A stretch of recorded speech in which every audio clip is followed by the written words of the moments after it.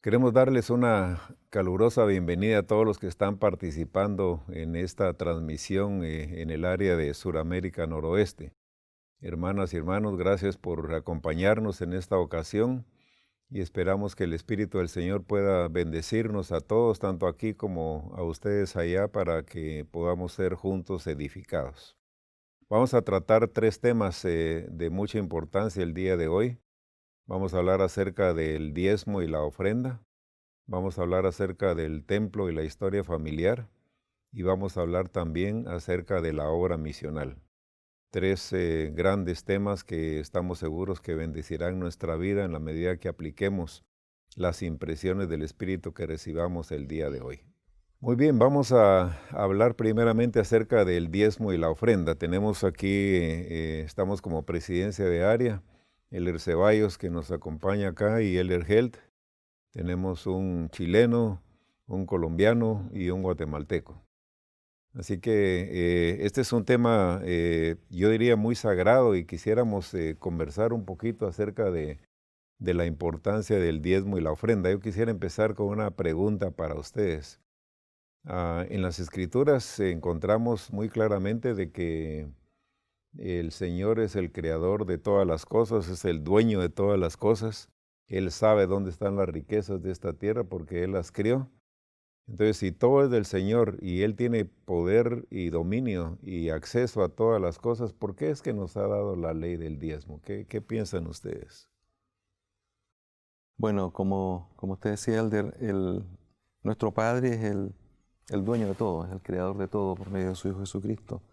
Y nos entrega la ley del diezmo para permitirnos manifestar por una parte nuestra gratitud. O sea, todo lo que recibimos es de Él.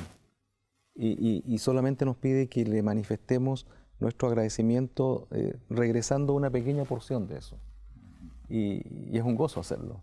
Él nos permite quedarnos con el otro 90% para llevar a cabo nuestras vidas, para proveer para nuestras familias, para vivir nuestras vidas. Así que para mí esa es la primera razón. Muy buena y muy buen pensamiento. Eso trae gozo a nuestras vidas. Usted lo mencionó, nos da la oportunidad también de mostrar nuestra gratitud a Dios. Y todo lo que tenemos es de Él. No es solo la creación en sí, sino realmente todo lo que nosotros logramos conseguir pertenece al Señor y devolvemos un poco. ¿El qué piensa? Sí, yo creo que además de esto es una oportunidad de controlar nuestro hombre natural, porque al hombre natural él le cuesta mucho trabajo soltar aquellas cosas materiales que con trabajo o algo así ha podido ganar. Y la oportunidad de entregar eso, ¿cierto? De forma libre y al Señor además. Es una posibilidad donde de alguna forma le estamos demostrando al Señor que le queremos, pero también le demostramos que el que gobierna aquí es el Hijo de Dios, no es el hombre natural quien debe estar, digamos, dirigiendo nuestras vidas. Entonces, de esa forma nosotros nos podemos despegar de algunas ganancias materiales que hemos recibido eh, para demostrarle a ese hombre natural que lo hacemos de forma libre y voluntaria, ¿cierto? Y ahí, igual que cuando ayunamos, tal vez, ¿cierto? Ahí demostramos que quien debe gobernar nuestras vidas es el Hijo de Dios, es el Espíritu Eterno que está en nosotros, y no es el hombre natural. Gracias. Muy bien, eso me hace recordar una escritura que dejó registrada Moisés en el libro de Levíticos. Él dijo, y todo el diezmo de la tierra, tanto de la semilla de la tierra como del fruto de los árboles, es de Jehová, es cosa consagrada a Jehová. Así que el diezmo es del Señor también. Y si es del Señor, lo hace sagrado, por eso menciona que es consagrado a Dios, y no hay nada más bonito que formar parte de esas cosas sagradas que le entregamos al Señor. Quizás una de las cosas que podríamos pensar es cuáles son esas bendiciones que vienen a causa de cumplir con la ley del diezmo y la ofrenda, porque el Señor ha prometido esas bendiciones. ¿Qué es lo que ustedes han visto en sus vidas? La ley del diezmo en particular puede a veces parecer difícil de cumplir para algunas personas por tratarse de algo material, de algo físico. pero el Padre ha prometido enormes bendiciones para aquellos que son obedientes. Él dice, abriré las ventanas de los cielos y derramaré bendición hasta que sobreabunde. Él no está diciendo que va a transformarnos en millonarios, sino que nos va a bendecir. Y cuando uno se pregunta a sí mismo, ¿cuáles son las más grandes bendiciones que uno puede tener? El dinero no está ahí. Las más grandes bendiciones son la familia, el amor, la salud, el ser felices. Y por medio de la ley del diezmo, nuestro Padre nos bendice en esas direcciones principalmente, además de proveernos de lo que necesitamos para vivir. Yo creo que una de los sentimientos más bonitos que uno puede tener es que uno se vuelve un contribuidor y no solamente un consumidor en el reino de Dios. Porque la iglesia nos da muchas cosas, imagínense los templos, cuánto cuesta construir un templo, el mantener un templo, las capillas, la obra misional, los manuales, los cursos de English Connect, los cursos de autosuficiencia, los materiales que recibimos, es enorme. Nosotros estamos realmente consumiendo mucho de eso y qué bonito saber de que uno puede ser contribuidor también al cumplir con nuestros diezmos y ofrendas. ¿Te quería mencionar algo? Sí, hablábamos sobre las bendiciones del pagar el diezmo y Malaquías precisamente habla de abrir las ventanas de los cielos. Abrir una ventana inmediatamente dice, quiere dejar entrar a la luz. Al abrir las ventanas de los cielos, lo que el Señor también nos promete es que nos entrega luz y entendimiento, que de otra forma no estaríamos de pronto en capacidad de recibir si no estuviéramos cumpliendo esa ley. Entonces Él nos promete tantas bendiciones, incluyendo la luz, el entendimiento y el gozo que está asociado con eso. Sí, esa es una de las bendiciones y gracias por mencionarlo porque a veces pensamos que más en las bendiciones temporales y pensamos en dinero, en aumentos de salario o que alguien nos va a dar un poco de dinero, pero en realidad las bendiciones espirituales son mucho más poderosas. Y eso me hace recordar hace muchos años cuando yo había ahorrado dinero para comprar un carrito nuevo y lo compré y me costó con mucho esfuerzo, pero finalmente logré adquirirlo. Y no tenía mucho tiempo de haberlo comprado cuando mi esposa estaba con los niños en unas clases de piano y de repente salieron de ahí y al subirse al carro aparecieron unos hombres con armas para robarle el vehículo. Y entonces ella lógicamente le dijo a los niños que salieran del carro, ella entregó la llave del carro con dolor, pero la entregó.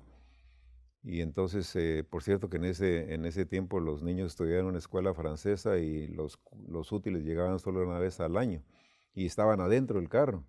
Y mi esposa le dice, yo siempre menciono, tal vez en una forma jocosa, le dijo, señor ladrón, deme permiso para entrar al carro y recoger mis libros, porque los libros le interesaron más que el carro en sí, porque era la educación de los hijos.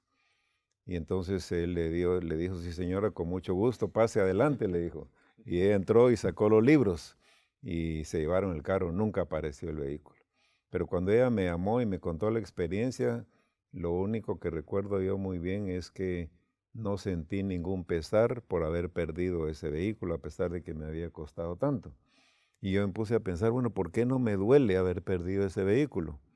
Y entonces encontré que quizás una de las bendiciones de los diezmos es que pone nuestro corazón en las cosas eternas más que en nuestro corazón en las riquezas de este mundo.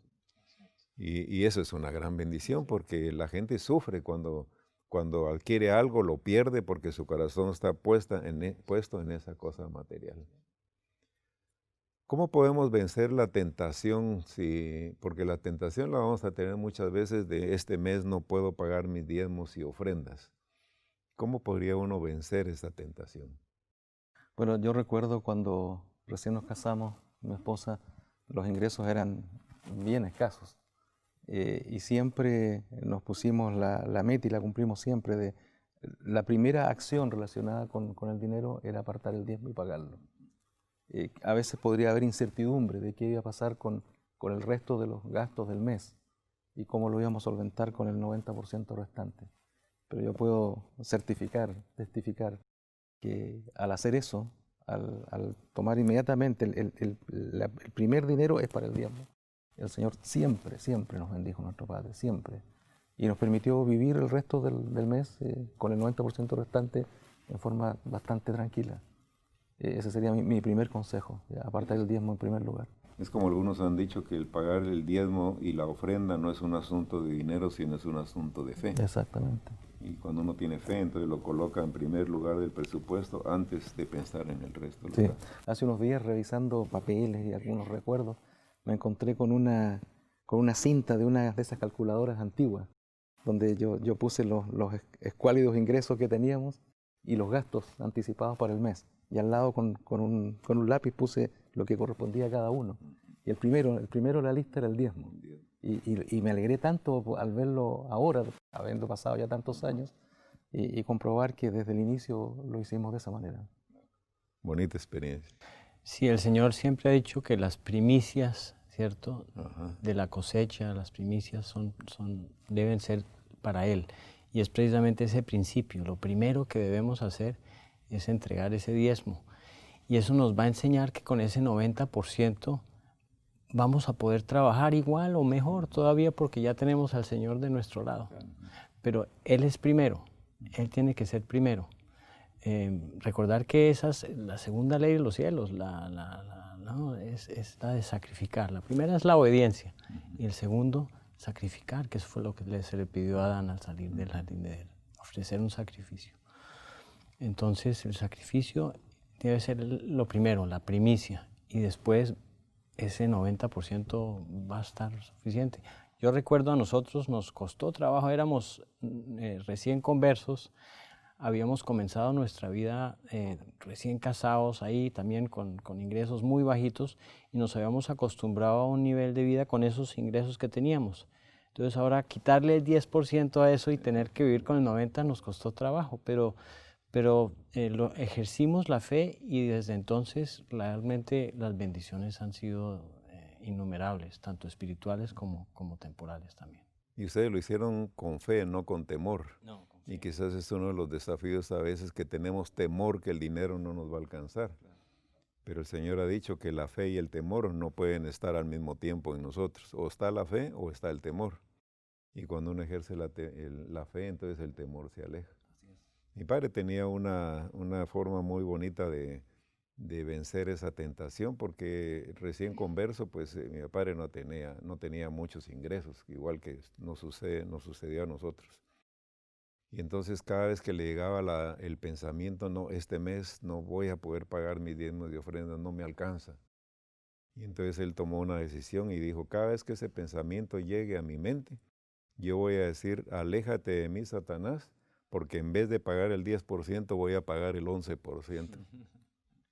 Y entonces él el domingo iba y efectivamente pagaba el 11% por haber recibido ese pensamiento. No lo hizo mucho tiempo porque el pensamiento se le alejó, porque él necesitaba un poco el dinero y no quería estar pagando 11% todo el tiempo, sino el 10%. Pero creo que Dios nos ayuda mucho cuando nuestra decisión es firme de ser obedientes a esa ley del diezmo y de la ofrenda. ¿Le puedo agregar algo más? Sí, claro. Recién Elder Hill mencionaba las dos primeras leyes, obediencia y sacrificio. Y la palabra sacrificio es muy interesante porque la palabra sacrificio significa hacer algo sagrado en su origen. Entonces, cuando a veces vemos el cumplimiento de algún mandamiento, en particular la ley del diezmo como un sacrificio, como lo ve el mundo, en el sentido de que ese, no sé, dejar de hacer algo quizás grato por hacer algo más difícil, o dejar la comodidad por estar en una situación menos agradable quizás, cuando pensamos en la ley del diezmo, en que estamos haciendo sagrada esa parte de nuestro ingreso, de nuestro trabajo, de nuestra labor, el sacrificio, como el mundo lo ve, ese concepto se fuma y se transforma en lo maravilloso de poder ser un contribuyente al reino de Dios, transformándose el sacrificio en una ofrenda. ¿Es justa la ley del diezmo o no es justa? ¿Qué piensan ustedes? Pues como se menciona en Malaquías, Él nos abre las ventanas de los cielos y nos dará bendiciones hasta que sobreabunden. Es más que justa. Misericordiosa. Sí, Él nos entrega muchísimo más de que ese 10% que estamos nosotros sacrificando, digamos, entregando. Mi experiencia siempre ha sido con el Señor que en la medida en que yo sacrifico tiempo, recursos, las bendiciones que recibo de vuelta son muchísimo mayores. Bendiciones espirituales y también bendiciones temporales. Él nos bendice de vuelta con mucho más de lo que hemos entregado. Es muy justa, porque al que mucho gana, se le requiere más. El 10% es más grande. El que gana poquito, su contribución es más pequeña, pero porcentualmente es la misma. O sea, no es como en un club exclusivo que hay una cuota que pagar y los que no tienen dinero no pueden entrar. Aquí todos podemos cumplir íntegramente. Es como esa conversación que dice que tuvieron dos hermanas, una que tenía un esposo con mucho dinero y otra muy pobre. Y la que tenía mucho dinero le pregunta a la otra, bueno, dime cuánto paga tu esposo de diezmos. Una pregunta que no se debe hacer, ¿verdad? Pero quizás ella estaba pensando, bueno, me va a decir una cantidad muy poquitita y yo le puedo decir, mi esposo paga mucho más. Pero la hermana pobre se quedó pensando y le dijo, pues fíjate que en realidad mi esposo paga exactamente lo mismo que el tuyo, la 10ª parte de sus ingresos. ¿Sí? Y ese es, como tú mencionas, el que tiene poco da poco, el que tiene mucho da mucho. Es una ley muy justa, muy fácil de manejar. Hablando acerca de las ofrendas de ayuno, ¿qué bendiciones son las que vienen a nuestra vida a causa de la ofrenda del ayuno? Antes de hablar de la ofrenda, yo hablaría un poco del ayuno mismo. O sea, el ayuno, el ayunar, es una bendición para nuestro cuerpo físico y espiritual. Cuando ayunamos, nos abstenemos de comer, ¿cierto? Y eso da espacio a que el espíritu se cultive más y de que podamos estar en mejor sintonía o en mayor sintonía con el espíritu del Señor. Y esa es la primera parte. Y después el Señor espera que contribuyamos con lo que dejamos de gastar y ojalá un poco más para poder ayudar a otros. Y ayudar a otros siempre es una bendición. Sin ni siquiera saber quién será el receptor de esa bendición, pero lo entregamos con amor y con gozo, y eso ya es una bendición. Sí, aquel principio yo recuerdo de las cosas que nos llamaron mucho la atención en la iglesia al conocerla, al comienzo fue precisamente esa usanza, ¿cierto?, de ayunar, de abstenerse de comer durante 24 horas y el equivalente, o ojalá mucho más, poderlo donar y entregárselo a un obispo para que él atienda y cumpla con las necesidades de otras familias y otras personas en la unidad. Me pareció hermoso y tiene esos dos elementos, ¿cierto? Precisamente el beneficio espiritual y también físico para nuestro cuerpo es sano. Nos ayuda a fortalecer nuestro metabolismo, nuestro cuerpo, el hecho de ayunar. Y poder donar el equivalente o mucho más para bendecir la vida de otras personas. Entonces las bendiciones son otra vez múltiples. Cierto. Yo he aprendido algo muy, muy bonito de la ofrenda y es que en esta vida nosotros tenemos que aprender a adquirir las virtudes cristianas. El Señor tiene atributos y esos atributos pueden llegar a ser nuestros si tan solo cumplimos con sus mandamientos, porque se arraigan en nuestro corazón. Por ejemplo, cuando uno hace un ayuno, hablando de la ley del ayuno, uno siente hambre, eso es natural. Y quizás por eso es que a veces el día de ayuno no queda mucha gente en la iglesia después de la reunión. Todos salen corriendo para comer, porque sentimos hambre. Ahora, cuando uno siente hambre, yo creo que una de las cosas que me ha ayudado mucho en la vida y nos ayuda a todos es que al sentir hambre uno empieza a pensar en aquellos que también tienen hambre.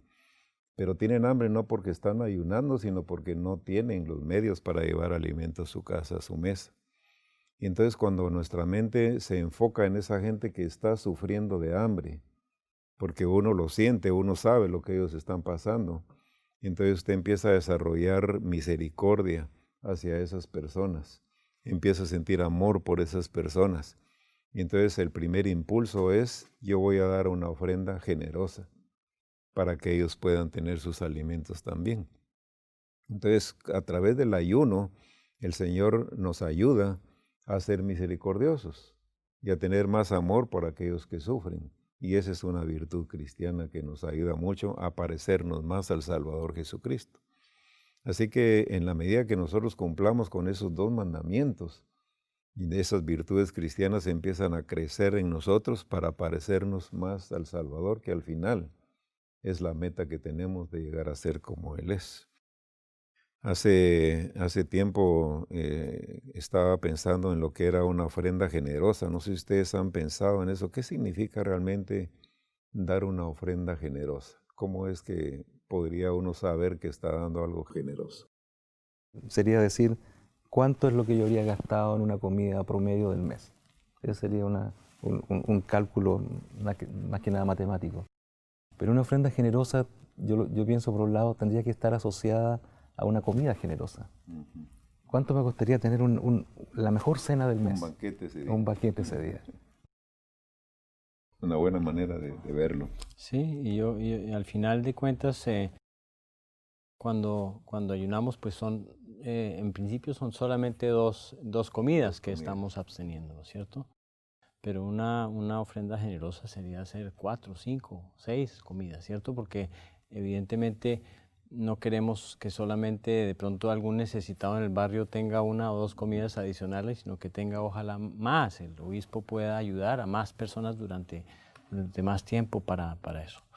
Y además recordar que las ofrendas de ayuno a veces no solamente son para comer, para comprar alimentos, sino también se utilizan para ayudarles a los necesitados en otros gastos que necesitan.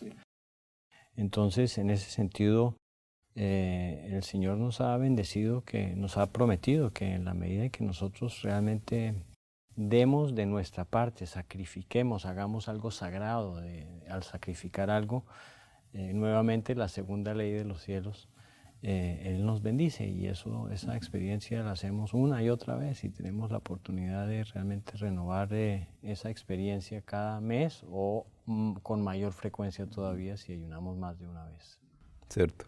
O sea, yo cada vez que pago la ofrenda, o no cada, pero muchas veces, digo, a ver, este monto lo multiplico por 30.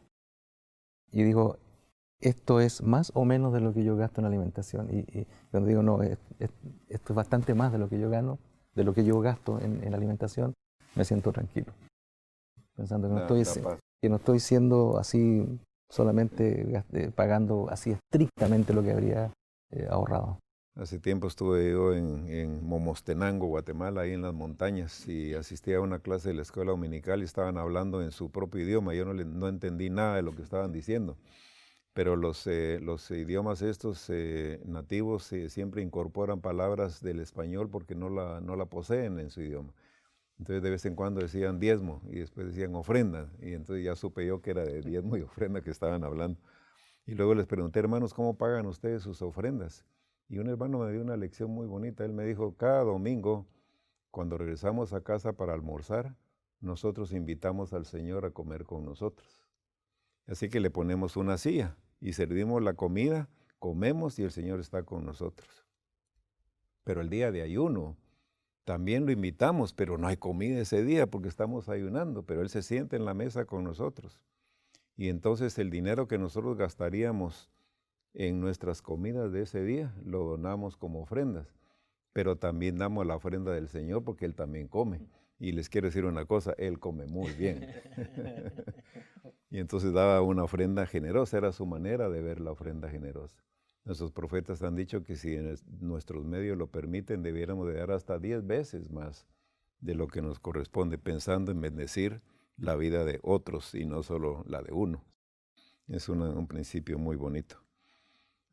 Quizás algo que vale la pena mencionar es que algunas veces nosotros vamos a estar apretados con nuestras finanzas, pero los profetas han dicho, cumpla primero con la ley del diezmo y la ofrenda, y vaya con el obispo y él le ayudará a usted de ofrendas para que usted pueda comer, pero no deje de cumplir con un mandamiento que le traerá bendiciones. No hay ninguno que está exento de una ofrenda. La viuda, por ejemplo, que relata el Nuevo Testamento, que llegó con 2 blancas para depositar en el arca de las ofrendas, era una cantidad muy poquita. Y sin embargo Jesucristo la dejó que pusiera las monedas. No le dijo, tú no tienes que dar porque eres muy pobre, más bien te vamos a dar. Él permitió que ella diera, como dice la Escritura, todo su sustento. Y quizás la razón es porque el Señor no quería privar a esta mujer de las bendiciones que acompañan el poder contribuir para bendecir la vida de otros que sufren también. Así que pobres y ricos, no importa nuestros medios, todos podemos contribuir y recibir las bendiciones que vienen del pago de nuestros diezmos y ofrendas.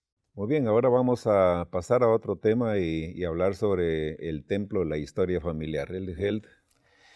Bueno, quisiera comenzar leyendo algunas escrituras, ¿cierto? La base doctrinal que me acompañan ahí en Malaquías 4, los versículos 5 y 6 que ustedes conocen, en donde él dice que os envío a Elías el profeta, él hará volver el corazón de los padres hacia los hijos y el corazón de los hijos hacia los padres, no sea que yo venga y hiera la tierra con maldición. Eso es al puro final del Antiguo Testamento, razón por la cual hoy en día también todavía el pueblo judío está esperando la llegada de Elías, ¿cierto? Trayendo estas bendiciones. Luego, en Doctrina y Convenios 110 se relata lo que sucedió en 1836 al tener ya el templo en Kirtland, cuando viene precisamente este profeta. Y se dice en Doctrina y Convenios 119, tal vez el Elder Ceballos pueda leerlo. El corazón de millares y decenas de millares se regocijará en gran manera como consecuencia de la investidura con que mis siervos han sido investidos en esta casa. Y en el versículo 16 dice, por tanto, se entregan en vuestras manos las llaves de esta dispensación. Entonces aquí el profeta, Elías el profeta, entrega precisamente el poder sellador y el pueblo de Sion recibe la investidura en el templo. Con base en ello, ellos estaban ya ahora en capacidad y ahí comenzaron a hacer la obra misional por fuera de Estados Unidos. Fueron los primeros misioneros que viajaron ya investidos con poder del templo. Y luego en Doctrina y Convenios 128 se habla sobre esta investidura y las bendiciones del templo, pero no solamente para las personas vivas, sino las personas que han fallecido. Tal vez Elder Falabella podría leer en 128:15. Sí.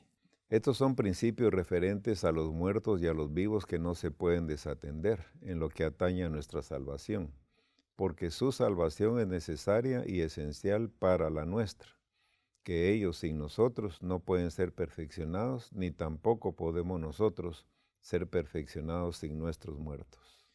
Entonces la obra del templo realmente incorpora las dos partes, tanto la investidura, los convenios que hacemos nosotros mismos, y también los matrimonios, etcétera, y los sellamientos, nosotros, pero también para las personas que han fallecido. Esas son dos las partes fundamentales de la obra del templo y de historia familiar.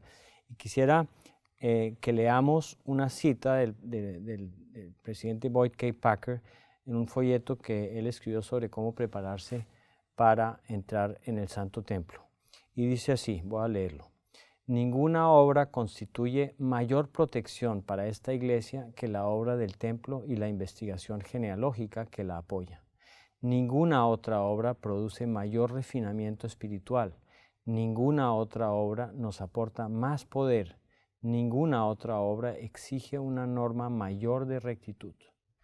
Si aceptamos la revelación con respecto a la obra de las ordenanzas del templo, si estamos dispuestos a concertar nuestros convenios sin reparo ni justificación, el Señor nos protegerá.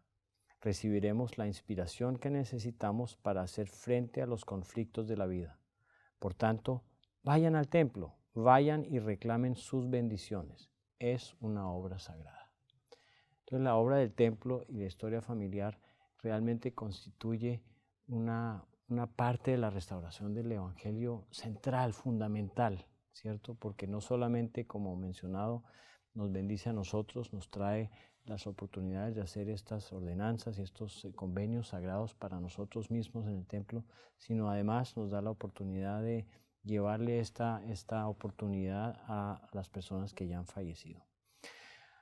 Entonces quisiera que revisemos algunas estadísticas. Entonces, ¿cómo nos ha ido en el número de miembros que han enviado nombres al templo? En el 2017 teníamos 34.710 miembros que enviaron nombres al templo.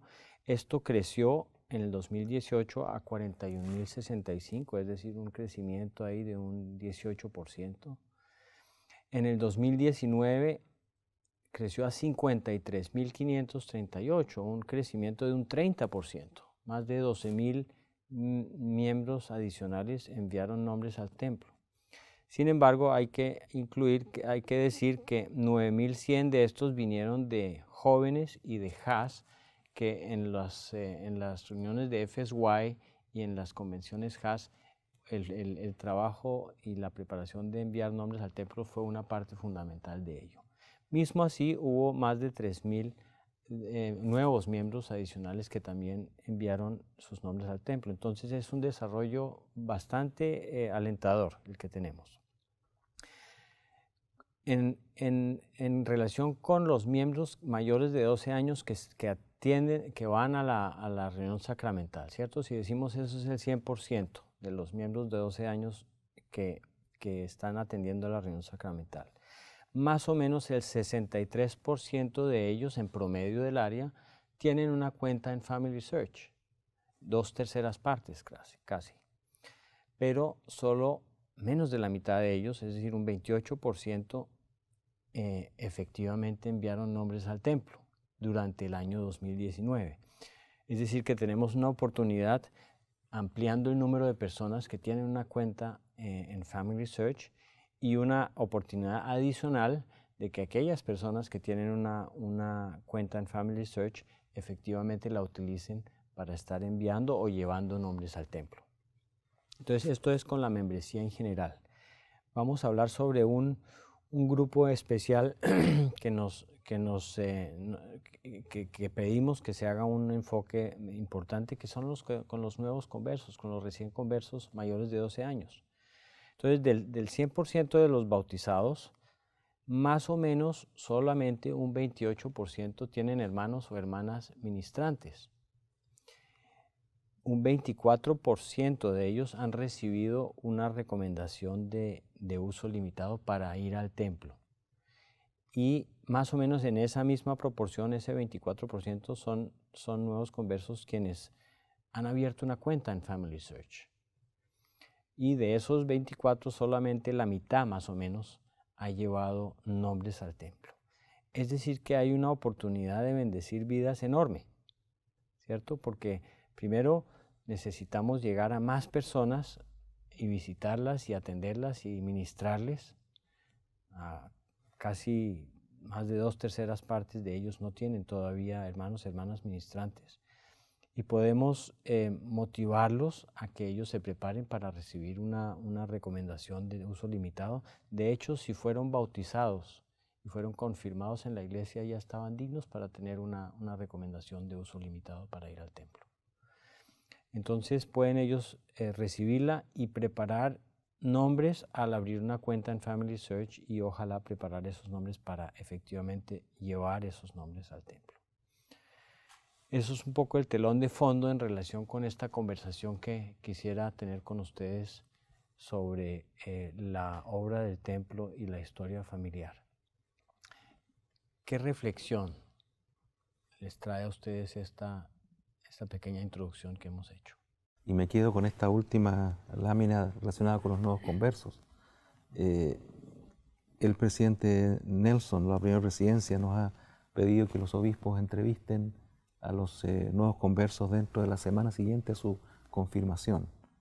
Y uno de los propósitos de esa entrevista precisamente es extenderles una recomendación de uso limitado para ir al templo y poder hacer realizar sus propios bautismos por sus antepasados. Y vemos que ahí hay mucho espacio, probablemente originado por diferentes razones, pero una de ellas, estoy seguro, es que esa entrevista en general no se está haciendo dentro de esa primera semana. Y ahí hay mucho espacio para mejorar. En la medida que los nuevos conversos se involucren en la obra de salvación de sus antepasados, así como en otras cosas también, eso va a ser un factor que les va a ayudar mucho a permanecer en la iglesia, permanecer activos. Bueno, yo siempre he pensado que cuando una persona comprende la trascendencia de la obra del templo, es más fácil que haga las cosas que tiene que hacer, digamos, el extender una recomendación para el templo. ¿Por qué estoy extendiendo esa recomendación? ¿Qué hay atrás de esa recomendación? Cuando yo veo y tengo la visión clara de lo que significa el templo y sus ordenanzas y sus convenios, entonces voy a estar anheloso por entregar una recomendación del templo a un nuevo converso. Yo siempre he dicho que mi casamiento civil fue el momento más triste y el más feliz de mi vida. Y el momento más feliz porque el abogado nos dijo, y ahora os declaro marido y mujer. Y hasta ahí todo está bien, pero de repente dijo, y hasta que la muerte os separe, y ahí me divorció. Entonces, el matrimonio civil es un casamiento y un divorcio al mismo tiempo. Pero en el templo escuchar palabras diferentes, como os declaro esposo y esposa por esta vida y por todas las eternidades, eso es un significado grandioso. No importa cuánto tiempo vivamos aquí en la tierra, el Señor nos ha prometido una familia. Y cuando yo pienso en mis antepasados, yo quiero que ellos tengan el mismo gozo que yo tuve también de tener esa familia eterna. Por eso es tan valioso y tan importante que nosotros hagamos todo lo que podamos por tener esa recomendación para el templo, extenderla cuando nos toque extenderla y al mismo tiempo ir al templo y efectuar esas ordenanzas por aquellos que necesitan esa bendición. Así es. Así es. Y pienso yo que precisamente el esfuerzo que está haciendo la iglesia de construir hoy en día muchos templos, muchos más templos, y que los templos queden a distancia cada vez menor de donde viven los miembros, que sea más fácil para ellos atender, es precisamente una oportunidad de ir con mucha frecuencia para llevar nombres de nuestros antepasados. En el pasado, y recuerdo su historia cuando ustedes fueron al templo de Mesa en Arizona desde Guatemala, nosotros pues estábamos, cuando fuimos por primera vez al templo, vivíamos en otra ciudad en Alemania y fuimos a Frankfurt al templo, no fue tan grande la distancia, pero en el pasado tal vez existía un poco más esa noción de que uno iba al templo una sola vez en su vida para recibir sus ordenanzas y que entonces de ahí en adelante pues la familia ya estaba sellada y yo había recibido mi investidura, etcétera. Creo que con la cantidad de nuevos templos que estamos construyendo ya a distancias más cortas, precisamente es esta obra que la que se hablaba en Malaquías de acercar los corazones de los hijos a sus padres y los padres a sus hijos, que se potencia esta posibilidad y esta obra donde el Señor realmente está acelerando esta obra precisamente porque necesita que tantas otras personas que no están ya aquí con la posibilidad de hacer estos convenios lo puedan hacer. Y es una bendición enorme la que podemos tener. No necesariamente tenemos que nosotros llevar los nombres, pero podemos ponerlos a disposición de otras personas. Estábamos viendo que de la membresía en general, ¿cierto?, de los que asisten, más o menos solamente el 28% ha enviado nombres al templo. O sea que hay muchos miembros mayores de 12 años que tienen una posibilidad adicional de enviar nombres al templo. Y de los nuevos conversos, pues todavía está el 88% de ellos que no ha enviado nombres al templo o no está enviando nombres al templo. Entonces hay un potencial ahí, una oportunidad de bendecir tantas vidas, tanto las vidas de los que estamos de este lado del velo como de las vidas de tantas personas al otro lado del velo. Elder Hill, yo quisiera destacar también la enorme bendición de la que disfrutamos hoy día al tener Family Search a nuestra disposición. Yo recuerdo cuando yo me bauticé, yo tenía 12 años y por muchos años el obtener información era muy difícil. Al pensar que un familiar había nacido en otro país, que venía de España o que venía de Argentina o de donde fuera, y uno tenía que pensar, voy a tener que ir allá un día, ir a ver las tumbas y sacar un dato. Y hoy día nos llegan, le dicen, tenemos información de un nuevo familiar suyo, uno lo abre y quiere ver su relación de parentesco. Es milagroso, es impresionante. Y sabemos que en gran medida eso se debe, por un lado, a los esfuerzos que la Iglesia hace de fotografiar y de microfilmar documentos por todas partes del mundo, pero también debido al esfuerzo de miles de personas que están indexando, que ellos están extrayendo esos nombres, ¿cierto?, y poniéndolos a disposición de todos los demás. Entonces también es una tremenda oportunidad que tenemos todos de participar de este esfuerzo de indexación. No es tan difícil y es sumamente entretenido y satisfactorio. Sí, lo ha hecho divertido. La tecnología como tal hoy en día, ¿cierto? En el celular, con estos apps que tenemos, yo aprovecho muchas veces visitas a mis familiares en Colombia o en otros lados para llevar ahí la cámara del celular y tomando fotos de familiares anteriores, etcétera, y colocarlo ahí en el árbol familiar y es divertido. Vuelve que estos antepasados realmente para nosotros de alguna forma cobren vida, ¿cierto? Y gracias, la tecnología nos está dando una ayuda enorme. Cierto. Y es mucho más fácil, hablando de cosas difíciles, yo recuerdo, uno de mis abuelos vino de Italia, de Nápoles, y era muy difícil conseguir información de Nápoles. Y yo estaba pensando, ¿cuándo voy a ir a Italia para conseguir un poco de información? Pero ya trabajando en Bayer, un día tomamos la decisión de llevar a los clientes a Europa, un grupo de clientes que habían ganado una meta. Y entonces les acompañé con mi esposa, nos fuimos a Europa y uno de los lugares que visitamos fue Italia. Y estábamos en Milán un día y tenían los clientes para estar ahí un día entero y al siguiente día íbamos a salir de ahí. Entonces yo le dije a mi esposa, vámonos para Nápoles y dejemos a los clientes aquí que conozcan un rato y después nos unimos mañana con ellos. Agarramos el tren en la noche y nos fuimos para Nápoles. Hablé con unos misioneros, nos estaban esperando ahí en la estación del tren y nos llevaron al registro civil. Y llegamos al registro civil en Nápoles y el señor ahí buscó en la computadora, en sus registros, y dijo, mira, aquí no hay nada de los Falabella, pero hay un lugar donde ustedes pueden ir que está a 3 horas de distancia de acá. Y yo tenía solo un día. Por cierto que uno de los clientes me dijo, ustedes no van a hallar nada, eso es como encontrar una aguja en un pajar, ¿verdad? En un solo día. Pero una hermana nos hizo el favor de ir a ese lugar, viajamos en su carro y cuando llegamos al registro civil de ese lugar, estaban en huelga. No estaba abierto. Y entonces dije yo, ¿qué voy a hacer ahora? Y entonces logramos ahí averiguar quién era el gerente, lo buscamos, hablamos con él, no quería atendernos, pero finalmente le dijimos, mire, yo vengo de Guatemala, háganos el favor, un momentito nada más. Y él así un poco molesto dijo, bueno, pasen adelante, entró a la computadora y lo primero que hizo fue imprimirme la hoja de matrimonio de mi abuelo. Y allá aparecían los nombres de sus padres y aparecía la dirección donde mi abuelo nació. Y entonces ya con eso ya era algo muy bonito y le dije, mire, no me puede imprimir las hojas de los papás de él. No, estamos de huelga, dice, ya es suficiente. Y no me quise imprimir más. Pero con la dirección que él dio ahí donde nació mi abuelo, nos fuimos al centro de Nápoles, una calle peatonal, y empezamos a buscar, me recuerdo era el número 24. Finalmente encontramos esa casa y empezamos a pensar, bueno, por aquí tiene que haber alguien que viva todavía de la familia. Y empezamos a preguntarle a la gente que pasaba por la calle, mire, ¿usted no conoce a don Falabella? Y nadie conocía. Estábamos en un almacén, me recuerdo ese día, y salió de repente un señor y nos dijo, ¿ustedes están buscando un Falabella? Sí, le digo yo, aquí a la vuelta vive una señora de ese apellido, me dice. De veras, le digo, deme la dirección, y ya me señaló él y fuimos.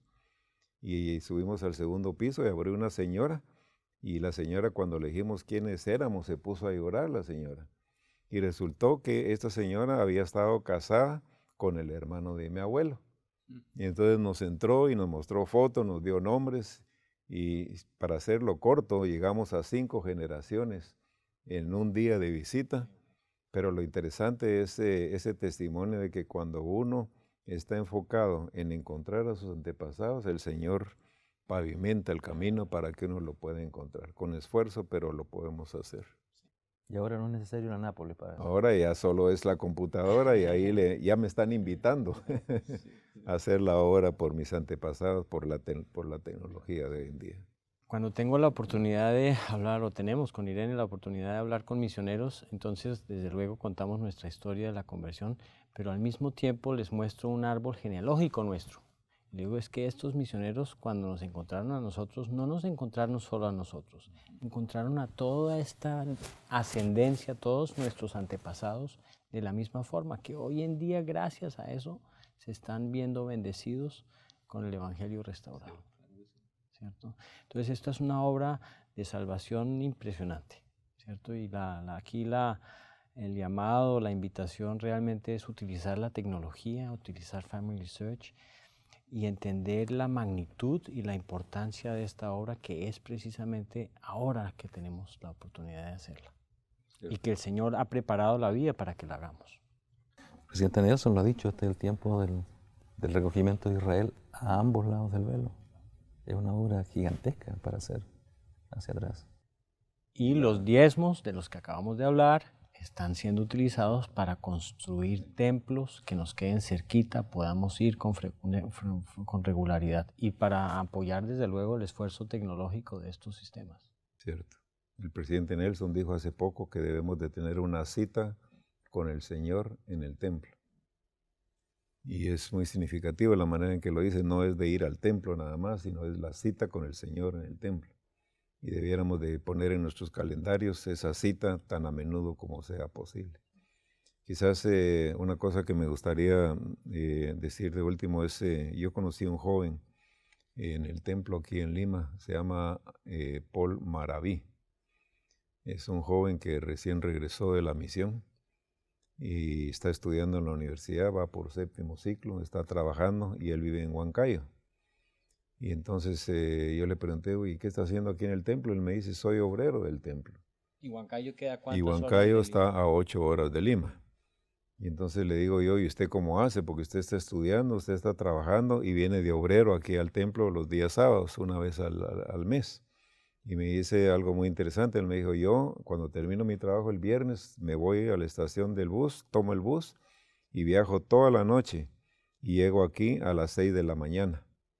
Y a las 6 de la mañana arranco entonces mi turno de una vez en el templo. Lo termino a las 5 de la tarde, tomo el bus otra vez de vuelta y me voy para Huancayo.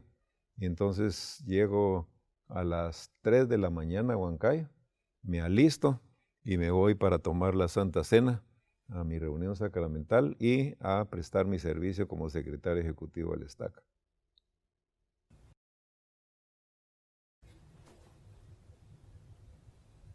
Eso es sacrificio, hacer santo su vida.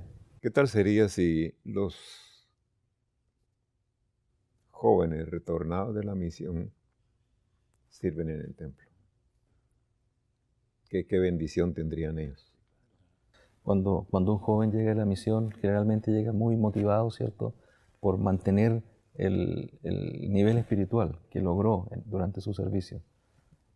Pero rápidamente vemos que en muchas oportunidades ese nivel se reduce por causa de las otras cosas que tiene que hacer, entrar en su vida normal, digamos, de estudiante, trabajar y todo. Pero al estar en contacto con el espíritu que hay en el templo, a dar ese tipo de servicio, no tengo duda de que le va a ayudar a mantener ese nivel espiritual y aún superarlo. Y lugares donde está el templo, y hay misioneros retornados que viven cerca, no tienen que viajar 8 horas. Ellos podrían servir muy bien en el templo. Quizás es algo que podríamos trabajar todos en los consejos para animar a estos muchachos a servir en el templo también. Y los horarios de servicio son flexibles, ellos pueden, dependiendo de cuándo pueden ellos, pues ajustarle para poder servir en el templo. Es una bonita invitación. Y para cerrar, digamos nuevamente recordar estas palabras del presidente Packard: ninguna obra constituye mayor protección para esta iglesia que la obra del templo y la investigación genealógica. ¿Cierto? Una fuente de poder, una fuente de bendición enorme para las familias, para las personas y para nuestros antepasados. Muy bien, gracias, Elder Held. Ahora vamos a pasar la palabra a Elder Ceballos, quien tiene la discusión sobre la obra misional. Muy bien, hasta ahora hemos conversado acerca de la importancia de la ley del diezmo, de la ley del ayuno y las ofrendas correspondientes, y también en cuanto a la obra del templo y de la historia familiar. Y ahora vamos a conversar acerca de una gran responsabilidad que tenemos como iglesia y como personas y como familias, y que es la obra misional, la obra de compartir el Evangelio. Recién recordábamos que el trabajo, el mandato de llevar a cabo el recogimiento de Israel se debe hacer a ambos lados del velo. Y discutíamos recién lo que ocurre, lo que debe ocurrir en relación a las personas que están al otro lado del velo. Pero ahora vamos a hablar acerca de los vivos y nuestra responsabilidad hacia ellos. El presidente, el profeta José Smith, en una oportunidad dijo algo que es muy conocido. Él dijo, después de todo lo que se ha dicho, el mayor y más importante deber es predicar el Evangelio. Ahora, deberes tenemos muchos. Los mandamientos, cada uno de ellos implica un deber. ¿Por qué creen ustedes que el profeta José Smith dijo que el mayor y más importante deber es predicar el Evangelio? ¿Por qué será esto? ¿En qué sentido es el más importante deber?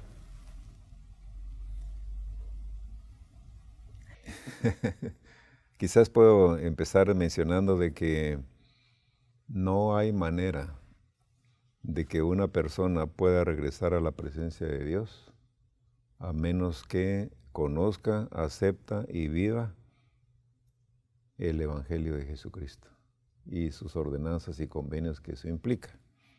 Entonces el Padre Celestial quiere que todos sus hijos regresen con Él. Yo no creo que haya un padre en esta tierra que quiera desechar a todos sus hijos. Él ama a todos por igual. Y Dios, siendo un ser perfecto, por supuesto que Él quiere tener a su familia de vuelta a su presencia.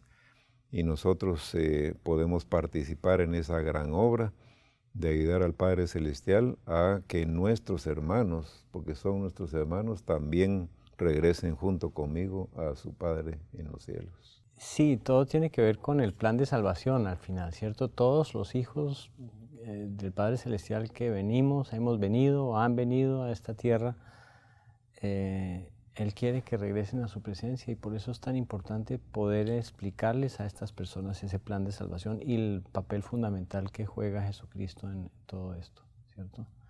Pero recuerdo unas palabras interesantes del presidente Nelson cuando él habló en su discurso sobre el gozo. Él dijo, la función principal de los misioneros, la verdad, no es bautizar personas, sino es llevarles el gozo, la felicidad a las personas, traerles esa posibilidad, esa puerta de que las personas puedan entrar por ella y sentir gozo en sus vidas. Entonces, cuando hablamos de nuestra responsabilidad como miembros de compartir el Evangelio, a veces lo sentimos como una obligación, pero la verdad es que no debería serlo. La palabra evangelio realmente significa las buenas nuevas, las buenas noticias, y la buena noticia es precisamente Jesucristo. Entonces es esa posibilidad de traer gozo a las vidas de las personas que es lo que nos debería impulsar.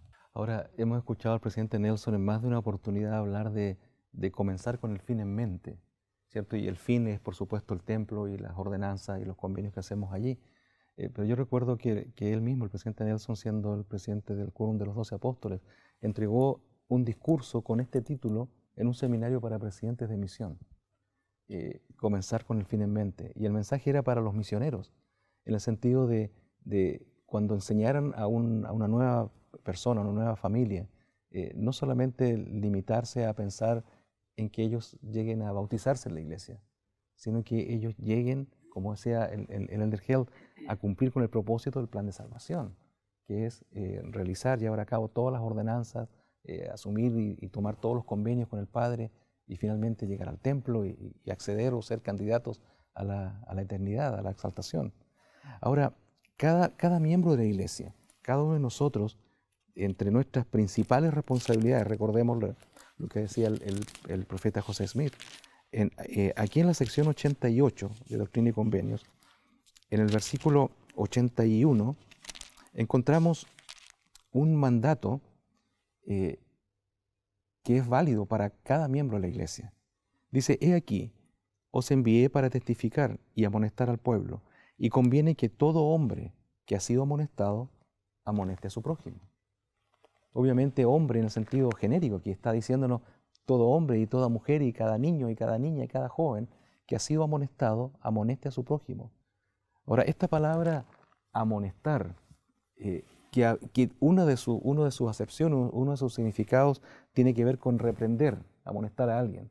En esta escritura obviamente no significa eso, ya que los principales significados del verbo amonestar son advertir o prevenir.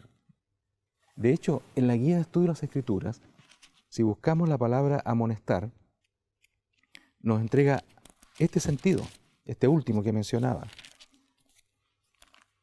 Dice amonestación, amonestar, advertir o prevenir. Los profetas, los líderes y los padres amonestan y enseñan a otras personas a ser obedientes al Señor y a sus enseñanzas.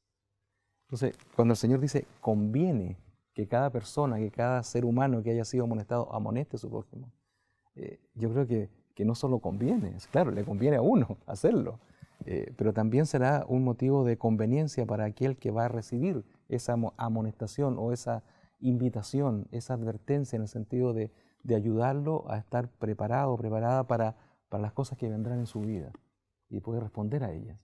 Ahora, ¿de qué maneras podemos cumplir con este mandato de amonestar a otros, es decir, de prevenirlos?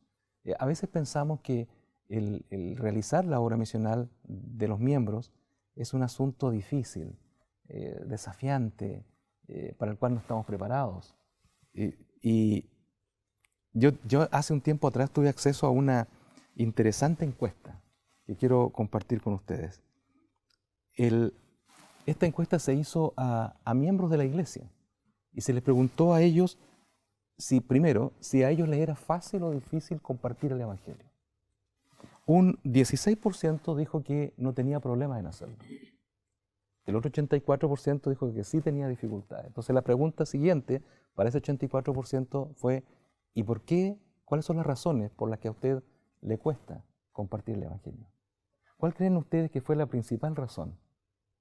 O una de las principales razones. ¿Por qué les es difícil a muchos miembros de la iglesia tomar la decisión de compartir el Evangelio? Pronto se sienten incapaces de enseñar precisamente los principios del Evangelio. No se sienten en capacidad de explicárselo suficientemente bien a sus amigos, familiares, conocidos. Tienen temor de explicar la doctrina, las preguntas que le van a hacer, cómo contestarlas. Y la pregunta es si el no miembro está esperando eso o no.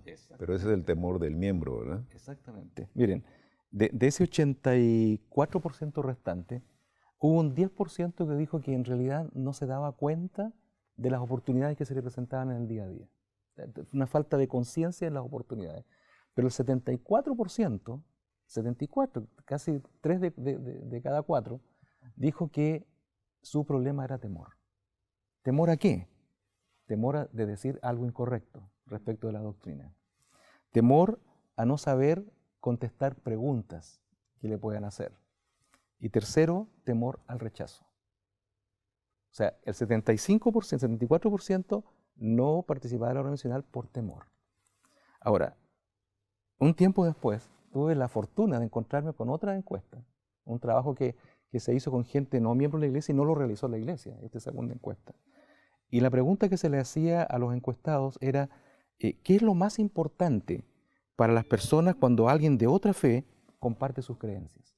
¿Qué es lo más importante para usted cuando alguien de otra creencia comparte sus creencias con usted? Y las respuestas fueron, primero, el ejemplo de una vida recta de parte de quien comparte. Eso querían saber, ver que había un ejemplo genuino. En segundo lugar, que esperaba que hubiera respeto mutuo por las creencias de los demás en esa conversación. Y en tercer lugar, era saber cómo su fe le había ayudado en su vida para ser feliz. Y saben que apenas un 2% de los encuestados dijo que lo que él quería era probar la habilidad de que comparte de explicar las respuestas a preguntas difíciles. 2%. Y ese 2% entonces inmovilizaba al 74% de los miembros de la iglesia. Es increíble, o sea, lo que la gente quiere saber es por qué usted es feliz, por qué, cómo es que disfruta de las cosas del Evangelio o de su creencia por causa de que usted la vive. Y entonces vemos cómo nosotros tenemos un concepto erróneo, hablando en general, de que el compartir el Evangelio nos pone en riesgo. Las personas quieren saber por qué somos felices. Entonces, ahora, pensando en eso, la reciente experiencia, por ejemplo, de Ilumina el Mundo, en el pasado mes de diciembre, proveyó de múltiples oportunidades de compartir el Evangelio en maneras naturales. Por ejemplo, invitando a alguien a nuestra casa a ver un video, invitando a alguien a nuestra casa a tener una noche de hogar, una conversación. Nadie nos está pidiendo que seamos eruditos y que podamos dar respuestas complejas de temas del Antiguo Testamento. Lo que tenemos que compartir es nuestra manera de ser, en una forma natural, invitar personas a conocernos como familia y como iglesia. Sí, al principio dijimos algo muy interesante, que es que la fe y el temor no ocupan el mismo lugar al mismo tiempo. Entonces es cuestión de sustituir el temor por la fe, la confianza de que Dios estará con nosotros, que no estamos solos en esto.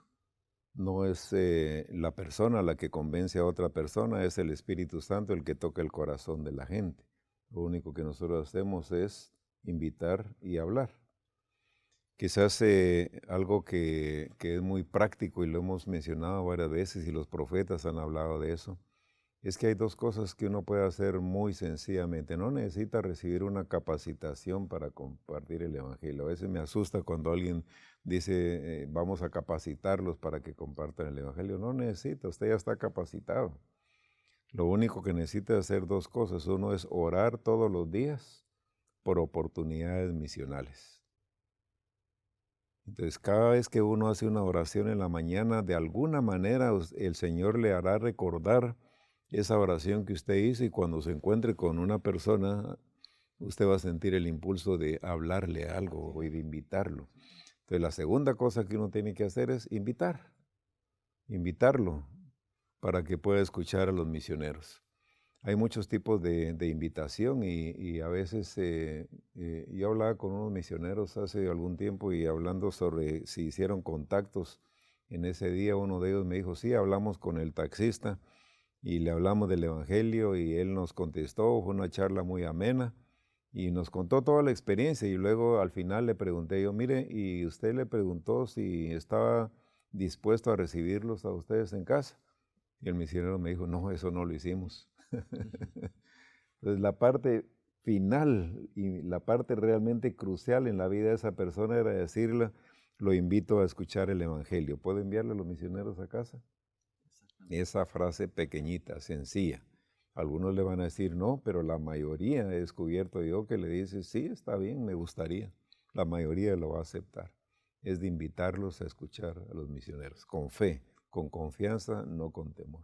Exactamente. Sabes, de mi experiencia personal, desde que llegué al área, cada vez que hago un viaje, que estoy en un lugar público, que estoy en un lugar rodeado de personas en una iglesia, en un hotel, en el aeropuerto, he buscado oportunidades y sin excepción las personas han escuchado primero, y cuando llega el momento quizás más desafiante de la conversación que decía el Elder Falabella, que es decirle, ¿le gustaría que le envíe los misioneros a la casa? Todos, pero sin excepción, han dicho, claro que sí. Y cuando le pregunto, ¿y usted alguna vez ha conversado con misioneros? La mayoría me dice que no, que nunca han tenido la oportunidad. Y a veces tendemos a pensar que porque la iglesia ha estado en nuestros países por 60 años, 50, 70, lo que sea, ya todos saben de la iglesia. Y no es así. Las personas ven pasar a los misioneros y los ven como alguien lejano que va quizás hacia otro lugar. Pero muchos de ellos jamás han tenido un contacto con uno de ellos. Esta iniciativa nueva de Ven y Ve y Ven y Sirve, que me parece fantástica, ¿cierto? Porque de alguna forma nos quita a todos el miedo de decir, bueno, lo que yo tengo que hacer es invitarlos a venir. Y la verdad es que hoy, así como está la iglesia organizada en todos nuestros países y ciudades, hay mucho que mostrar. Esto ya los tiempos donde Samuel Smith salía con un libro de Mormón debajo del brazo como primer misionero de la iglesia ya no son. Hoy día la iglesia tiene tanto que mostrar a las personas de todo, ¿cierto? Programas para niños, programa genealógico, presentaciones, coros, ilumina el mundo. Hay tantas cosas bonitas a las cuales podemos invitar a las personas y lo podemos hacer con mucha facilidad. Ven y ve.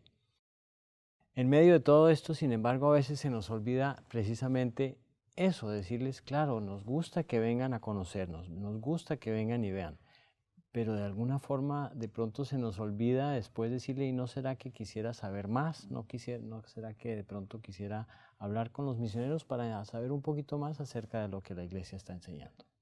Ese es como un vendedor de computadoras que habla de las bellezas de su producto y le convence a la persona todas las maravillas. y luego regresa a dar el reporte a su jefe y le dice, mire, está muy convencido de que esta es la mejor computadora. ¿Y la vendió? Le dice. No, eso ya no le pregunté.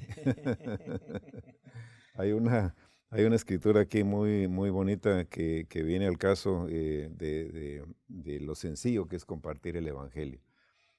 Uno debe saber de que Dios estará con usted media vez abra su boca e invite a alguien a recibir a los misioneros. El Señor va a estar ahí, pero usted no siempre va a sentir esa luz o ese rayo del cielo que le impulse y le diga algo con palabras poderosas. Es algo muy sencillo que sale de su mente. Dice que aquí en tercera Nefi 9:20, leyendo la última parte acerca de los lamanitas y el Espíritu Santo, dice lo siguiente: los bautizaré con fuego y con el Espíritu Santo, así como los lamanitas fueron bautizados con fuego y con el Espíritu Santo al tiempo de su conversión por motivo de su fe en mí y no lo supieron. A mí me llama la atención que ya habían recibido el Espíritu Santo y no se habían dado cuenta que el Espíritu Santo estaba con ellos. Eso me hace recordar una pareja de misioneros que me contaron una vez una experiencia muy bonita. Estaban tocando puertas y de repente abrió un señor y uno de los misioneros, así sin pensarlo 2 veces, le dijo, le traemos la luz a su vida. Y él abrió la puerta y lo recibió y los pasó adelante y le dieron la lección y mire, es un excelente investigador, me dijeron los misioneros. Y luego le dije, ¿y por qué los dejó entrar? El Señor nos dijo por qué nos dejó entrar. Nos dijo que hace 5 minutos habían pasado otros ministros religiosos y le habían dicho que él estaba en tinieblas y en oscuridad. Y viene usted y me dice que me trae la luz, bienvenido, pase adelante. Y entonces le digo yo, mire, ¿y usted de dónde sacó esa frase? Y él me dice, no sé, se me ocurrió. Pero no hay tales de se me ocurrió. Es una cosa natural que llega a su mente y usted dice las palabras que la persona necesita escuchar. Y no tiene que tener una visión celestial para usar las palabras. En su mente van a estar las palabras que usted tiene que usar, en una forma simple y sencilla. Así es. Tenemos tantas oportunidades de invitar a las personas a venir y que ellos comprueben por sí mismos. Invitarlos a una reunión sacramental, por ejemplo, cuando vamos a dar un discurso. Decir, sabes, tengo un discurso en mi iglesia. Me encantaría invitarte a que me acompañes ese día tan especial para mí. O el sábado se bautiza mi hijo. Te invito para que veas cómo bautizamos nosotros en la iglesia. Las personas en general aceptan ese tipo de invitaciones cuando son genuinas, especialmente de parte de sus amigos en quienes ellos confían. Y entonces, como decía al principio el Elder Falabella, tenemos que vencer el temor y tener más fe. A mí me encantan y siempre recuerdo unas palabras del presidente Hinckley cuando él hablaba de compartir el Evangelio y él decía que el mejor folleto que podemos entregar, que podemos compartir, es la bondad y la rectitud de nuestra propia vida. Esa es la mejor semilla que podemos plantar. Oportunidades para invitar a otros a venir a Cristo están todos los días, solo que no nos damos cuenta. Esta semana conversaba con un presidente de misión que ha tenido mucho éxito en el año recién pasado, y yo le preguntaba qué es lo que estaban haciendo en su misión. Esto es en Venezuela. Y él me habló de las cosas que hemos estado enseñando y que la primera presidencia estaba enseñando por mucho tiempo ya, solo que la están haciendo en una forma organizada y muy sencilla. Él básicamente lo que me dijo, lo que estamos haciendo es lo siguiente: si el viernes o sábado es el servicio bautismal, el domingo es la confirmación y ese mismo día el obispo le asigna a los hermanos y hermanas ministrantes, sin falta. El lunes una familia lo invita a este nuevo converso a una noche de hogar y les presenta Ven, sígueme, y les explica de qué se trata. El martes los invitan al Centro de Historia Familiar, les cuentan lo que se hace ahí y los ayudan entonces a identificar a algún antepasado. Y sale con su tarjeta para el templo lista. El miércoles lo llevan al Centro de Autosuficiencia de la Estaca, se lo presentan a los hermanos allí y lo incorporan a alguno de los cursos. Entonces inmediatamente tiene un grupo de amigos que lo va a ayudar en su iniciación como miembro de la iglesia y como miembro de ese grupo de autosuficiencia. El jueves, si son jóvenes en edad de seminario instituto, lo invitan a la clase, lo enrolan allí, quedan listos, inscritos. El viernes, si están cerca del templo o el barrio tiene un viaje al templo, van con ellos, lo invitan con su tarjeta para que haga los bautismos por sus familiares. Y el domingo, si es un varón, lo ordena al sacerdocio y le asignan un llamamiento. En la semana, por supuesto, el día martes o cuando sea, el obispo tiene la entrevista con ellos y le entrega su recomendación de uso limitado para el templo. O sea, en una semana queda, pero sumamente acorazado, que queda muy protegido por los miembros, por el llamamiento que se le da, por la actividad en el templo. Y muchas veces dejamos pasar el tiempo y eso hace que el enemigo introduzca su influencia y haga que se diluyan de esos sentimientos hermosos del día del bautismo y muchas veces esas personas se alejan, pierden esa chispa que tenían hace apenas una semana. Entonces tenemos mucho por hacer en esta maravillosa obra. Yo quiero terminar recordando la invitación que el presidente Nelson nos hizo el 1 de enero de este año. Él, tomando lo que nos dijo en la conferencia general respecto de este año del bicentenario de la primera visión, él dijo, este va a ser un año importante. Los invitamos a ser una parte fundamental al compartir el mensaje de la restauración continua del Evangelio del Salvador. ¿En qué consiste esto? Podrían comenzar su preparación leyendo de nuevo el relato de José Smith acerca de la primera visión que está registrada en la Pela de Gran Precio. O podrían hacerse preguntas relacionadas con el libro de Mormón. ¿Cómo sería mi vida si el libro de Mormón no estuviera? ¿Qué cosas habría perdido en mi vida si no hubiera sido por la doctrina que allí se encuentra? Y luego dice, sigan cualquiera de estas invitaciones a fin de prepararse para compartir los importantes mensajes de la restauración continua. El momento de actuar es ahora.